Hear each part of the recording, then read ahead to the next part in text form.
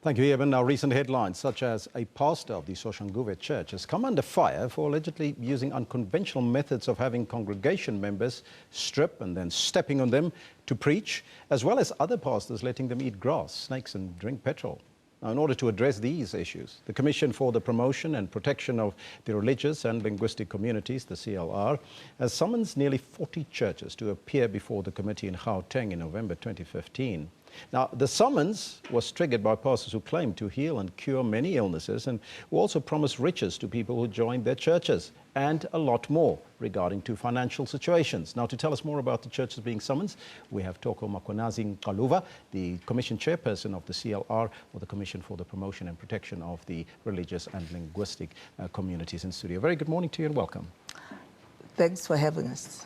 And we also have Archbishop Mkhwanazi-Xaluva of the Rivers of Living Waters Ministries. Archbishop, a very good morning to you. A very good morning to you, sir. Now, Madam, let's start off with you. You've summoned these 40 churches to come and have a chat with you around these hearings. How many responses did you get, and was it very positive? Generally, the responses were very positive. It's not just churches, actually. The chief rabbi was also summoned, and Rastafaris. So we're going across religions, and we're saying as we move from province to province, where there are head offices, like when we're in Cape Town, they will be sending summons to the Islam religion, because that's where the leadership is. But we're saying people should respond positively, because this is just a conversation we're having, just for us to find out what is actually happening out there. And how do we then regulate? How do we ask Parliament to regulate? What do we recommend to Parliament as possible regulations? Bishop, do you see this invitation or the summons as an invitation, or how do you see it? Let me start by explaining how the invitation came to us, which actually caused a lot of confusion. When I received the summons, there was a complainant, which was an organization. The second page, there was a complainant with the name against me. That's the reason why I went there, to hear what is my criminal charges. I've been summoned that way. And then number two, when I came inside, I found out that it's a different story now. It's no more that I've been charged of any criminal offense at all. Yes. Of which they assured me that there was never a criminal charge. But before then, I received these summons. I think it was about, I received them on the 28th to appear on September 3rd. I mean, on November 3rd. Yes. So to me, it was more like I was not even given a chance to look into these things or to get some people to come and advise me. So now, when they said this particular organization has laid a complaint against me, so we had a history with that particular organization. You see that? So now, when we read these things to the congregation, then they said to us, now we need to go, what is it this time? And it's a very, very bitter history that we have. Okay. I'm going to come back to you, but Yes. back to you, Chairperson. Do you as the Commission have the powers to arrest church members who do not attend these proceedings? Because it's a legal imperative, it's in the Act. The Act, Section 7 of our Act, says we may summons people, and we've taken that route because of the audit trail. If we invite people and we fly all the way to Cape Town and they don't come, then would be found to have fruitless and wasteful expenditure. We're looking after the fiscus. It's our responsibility. But we're saying we also want those documents. And the only way of getting them is through summons. If we are going to be pleading, it will take us 10 years to get there, and we'll be wasting public funds. So we went for the most useful way of doing this thing, and the quickest way and painless way. And we're saying to people, those that are feeling agitated about the summons, we are clearly saying there are only two people who have a specific issue is the pastors, Pastor Daniels and Pastor Mkhwanazi. The rest of the people, we want the annual financial statements, we want the 6 months bank statements, we want to have a conversation about your registration certificate. Are you formally registered? Where and how? Are you qualified for the job? Have you ever been trained to be a pastor? Because this thing is a profession.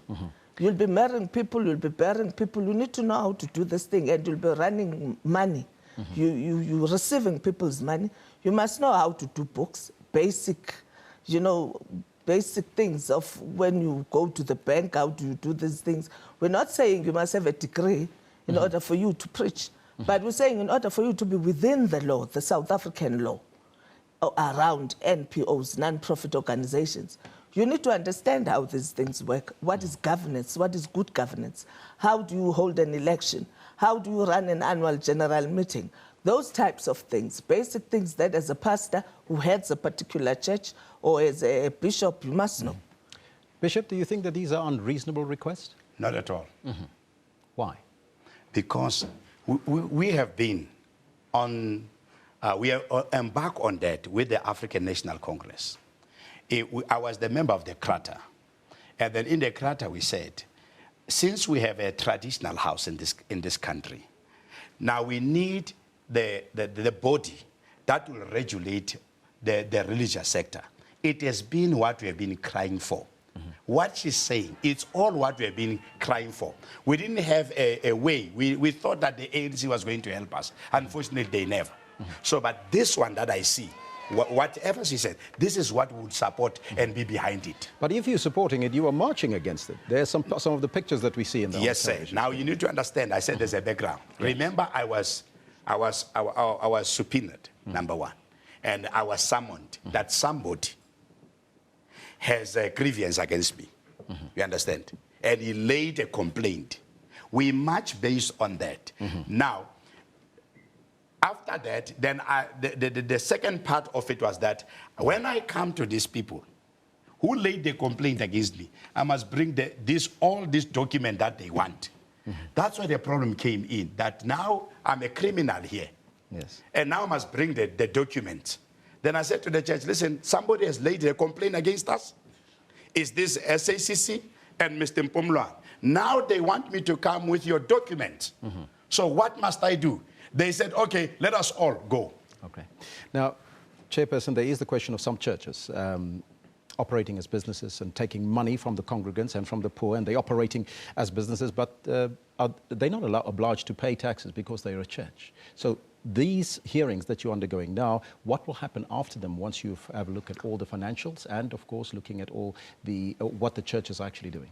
What we want to see is how deep is this? What is the scope? Hence, we're going right around the country, and we're saying to people, the only way for us to know how much money you're making is through annual financial statements that we're supposed to have according to the law.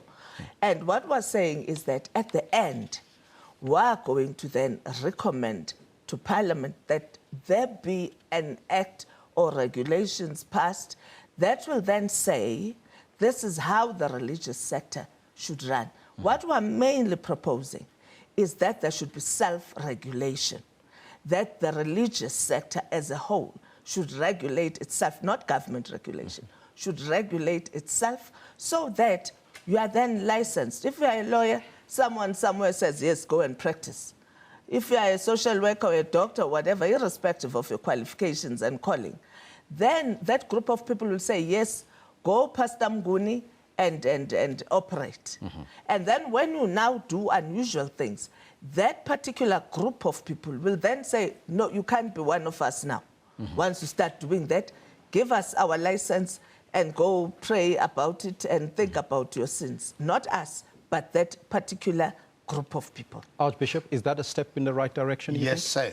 She can be a member of my church on that. This is as a worrisome. I explained to the commission, that is the problem that we have in our country. I love my country. This is my country. I need to protect my country. I can see some ills that are happening in the country. So what they are taking, the step that they are taking, it's the right step. But in the manner in which we were approached, it was the wrong manner. That is what was our problem. And we got a lot more to talk about, but unfortunately we've run out of time. Thank you so much for both of you joining us here. That was Archbishop Mkhwanazi-Xaluva Zondo of the Rivers Living Waters. And of course we had in studio also the chairperson of the Commission for, and it's a very long name. You should actually change that to the Rights Commission. The SARL Rights Commission. That was Commissioner Mkhwanazi-Xaluva here in studio with us. That's where we got to leave it. It's over to you.